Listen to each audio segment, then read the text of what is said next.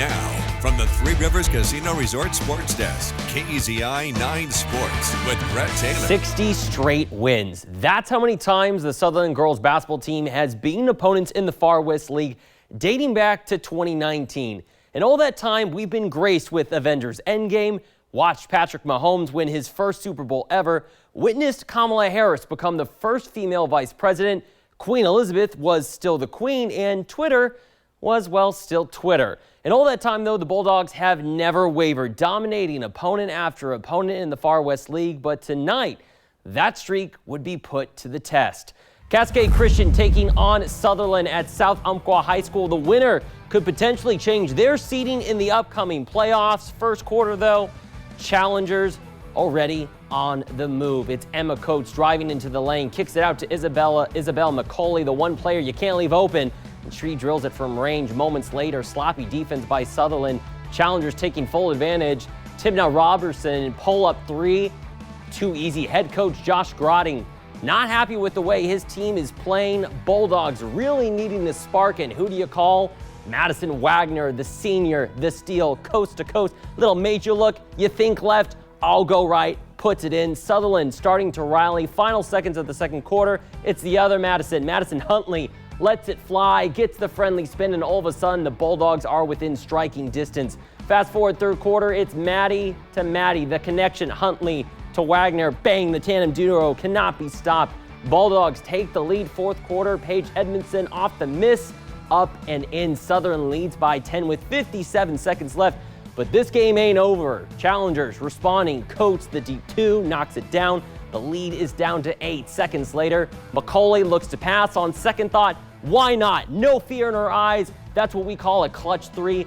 Lead down to 5. Less than 10 seconds later, McCauley to Coates. The comeback still alive. Challengers now needing a 3 to send it to overtime. Bulldogs miscue on defense. Jordan Jones, the wide open 3. No good. Sutherlin hangs on 53-50 the final. Here's Madison Wagner and Coach Grotting after the game. We didn't want to lose this game because, we would have to play our game, games into the state tournament. But, it was an important game for them, but more important for us because, we wanted to go undefeated for the league. Never really feel like we're ever out of any game. We expect it. And, it came out with a chip on their shoulder and, played a lot harder in the second half, started to rebound and started looking to attack the basket. Finally started getting some loose balls, which we did in the first half.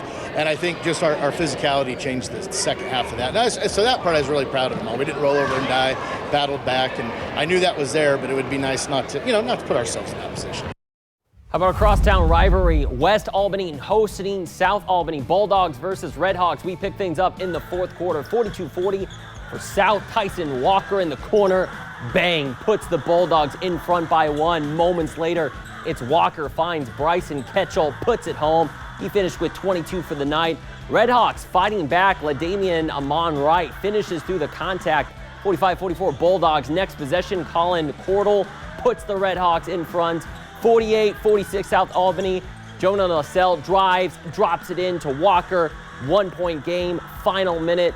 LaSalle, as the crowd is going nuts. The corner 3, dagger. Bulldogs take the lead and never give it back. West Albany gets the win over South Albany 54-50. 20 minutes later, it's the girls' turn at the rivalry game. South Albany visiting West Albany. First quarter, Kaylee Cordell lets it fly from deep and splashes it home. Too easy, too often. Redhawks out in front early. Farrah Dixon in transition gets the easy 2-pointer, a 9-point lead for South. Kylie Bumgartner gets it in the corner, knocks down the tray, and cuts that lead down to 6. But South Albany, too much for the Bulldogs as the Redhawks take this one 51-40 and move to 16-6 for the season.